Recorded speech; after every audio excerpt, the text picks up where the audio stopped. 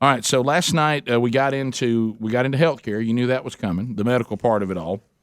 And I do want to caution some of you that watch this show and listen that may vote Democrat.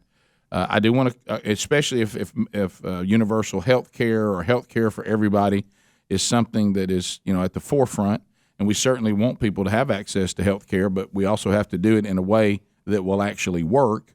But I want to warn you, after what we saw last night, remember there's nothing that Democrats love more than voting blocks, and they're willing to cling to them and the best they can. And if they can get a block that they can depend on, they'll cater to that block. Apparently last night, we're trying to figure out some kind of system for those of you that are universal health care people that will not go broke, that could actually provide health care for a country of over 300 million people, Bernie, not 30 million, not an island that's not as big as one of our states. But last night, I think they said to you, we really would like to get this Latino voting block, and we're willing to give illegals health care before you. If you're somebody in our country that needs health care, they're gonna not only have trouble funding you, they're ready now to fund anybody who comes through the border. Can I tell y'all, everybody listen to me, just common sense. If I'm having a hard time providing something for 10, it's going to be even harder if I've got to provide something for 110. Rick, only some of these great thinkers would say it's easier to do for a larger number than a small number. Right. Now, every attempt we have, including Obamacare and its bridges, all have gone broke. You know why? Because the numbers are staggering, and the cost is staggering. And now we haven't even figured out how to do it for our citizens, but we can do it for illegals. Yeah. This is not even a political statement. This is just logic. Yeah. This is just truth. So we were talking about MRI machines, Rick, and the number you gave me just sounded really weird, and I can't verify it or deny it. But I was looking at these numbers, like in Canada, and here's the problem: and this is back when we had the Obamacare debate, when you start overrunning the system, you have to ration sources because there's not enough to go around. You remember, hey, maybe you just need to take a pill instead of getting a treatment. We heard that from President Obama. In Canada, they have 4.6 MRI machines for every million people. Yeah, well, that goes in with the number that I was told. I was told by somebody in the healthcare industry.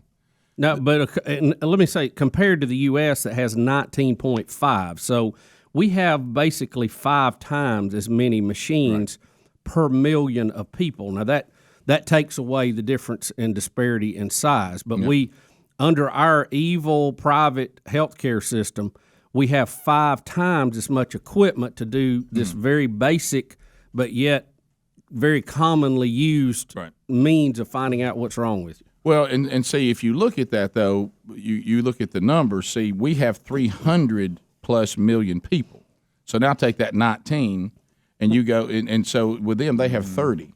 But the bottom line is this, that's the percentage we'll stick with. The bottom line is this, when you go universal health care, everything has to be taken into account, not a private industry, because last night these Democratic candidates told us, especially Bernie, who screamed about it, that and others, that a medical system that makes a profit is evil.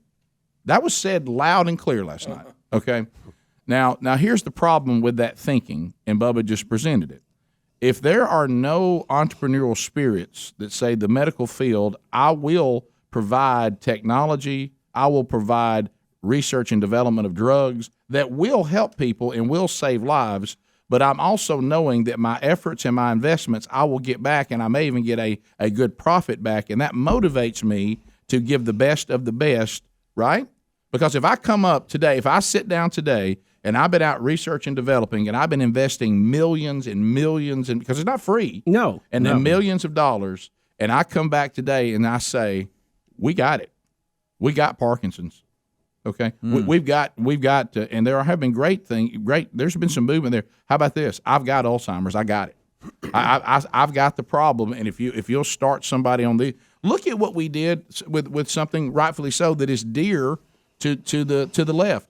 Look what research and development did for AIDS. Mm-hmm. Look what it did for AIDS. I will tell you that John Thomas says, with the money and the research they were getting from America and South Africa, it's not even here in South Africa. He said, we built this hospital as a hospice. And the research and development of the drugs in the United States of America and others, it's now a hospital where people get better. Mm-hmm. Okay, so what if the government had been running your health care when the AIDS epidemic hit? And somebody said, we need to find something to do about this. And somebody said, well, how am I supposed to invest millions of dollars and not have any return on it? No, they won't do it. Where's the government going to find money for research and development that's already broke?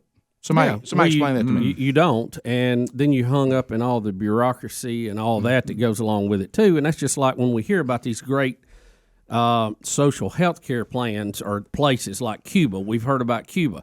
Look, it's about giving people vitamins and aspirin. Okay, that's not MRI machines, not brain surgery, not heart stents, not valves they're putting in your artery like Mick Jagger got. I mean, that is advanced stuff that's only available in a high-tech environment where there are research and development funds. So let's go to the MRI. Let's use that. You just heard the numbers. So in private health care, there are as many MRIs as a private entity is willing to purchase. Right. Okay? Right.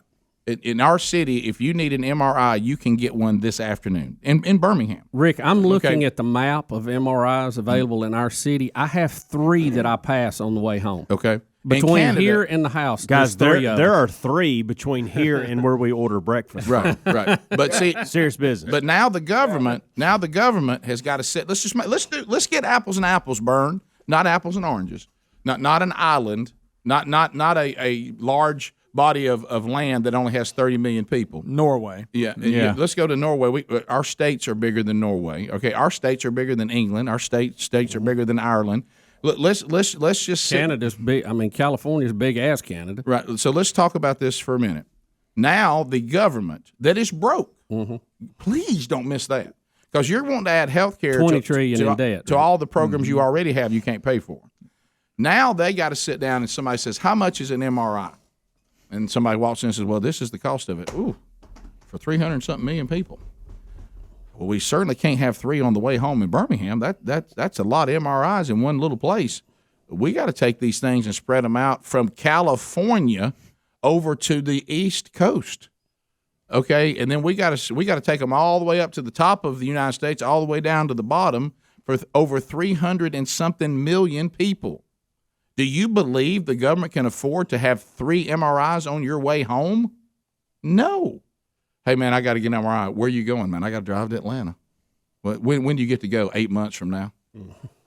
Well, my gosh, you may be dead everybody in by Georgia's using it too. Right, yeah.